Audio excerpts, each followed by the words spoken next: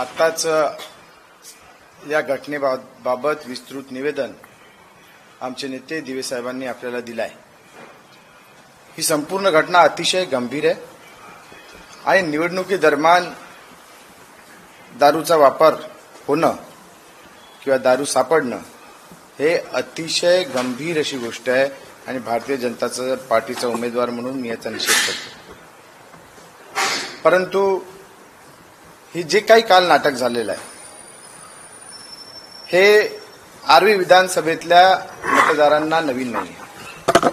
दरवेळेस निवडणूक आली की अफवा पेरायच्या, त्या माध्यमातून जनतेचे दिशाभूल करायची, त्यांचा बुद्धिभेद करायचा आणि निवडणूक जिंकायसाठी प्रयत्न करायचे। ही संस्कृती नेहमी इथल्या काँग्रेस, राष्ट्रवादी काँग्रेसच्या उमेदवारांची, कार्यकर्त्यांची राहिलेली आहे आणि त्याच परंपरेला साजेसं असं कालचं नौटंकी, कालचं नाटक हे इथल्या खासदारांनी केलं। मी भारतीय जनता पार्टीचा उमेदवार म्हणून या संपूर्ण घटनेची सखोल चौकशी करण्याची मागणी करतो।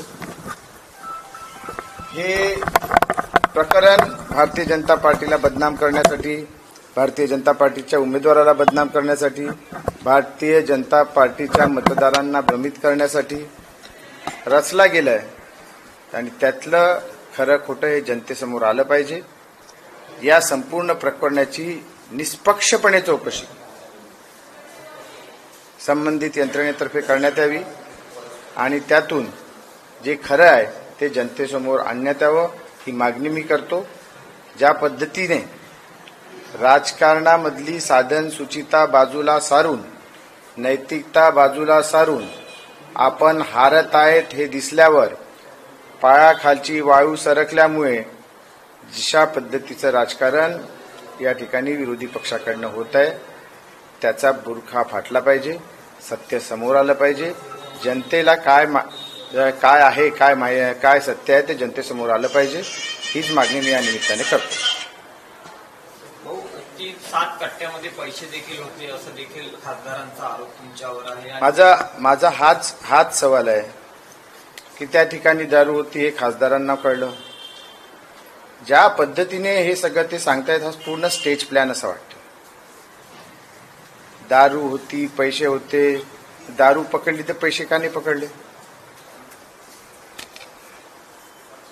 ही जी काही आरोप प्रत्यारोप आहे ही या विधानसभेसाठी नवीन नाही आहे। दरवेळेस असा काहीतरी धुरा उडवायचा आणि मतदारांना भ्रमित करायची ही नेहमीची स्ट्रॅटेजी आहे। 7 पोत्यांमध्ये पैसे होते असा त्यांचा आरोप आहे। त्याला काही अर्थ नाही, ते काही करू शकतात।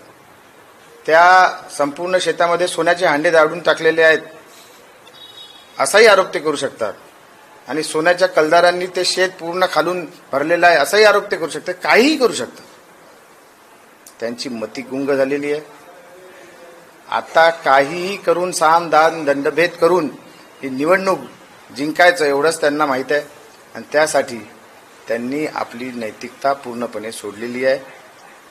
सर्व प्रकारच्या पद्धतीचा वापर करून ही निवडणूक जिंकायची हा जो त्यांचा विचार आहे त्याला आर्वी मतदारसंघातली जनता धडा शिकवते।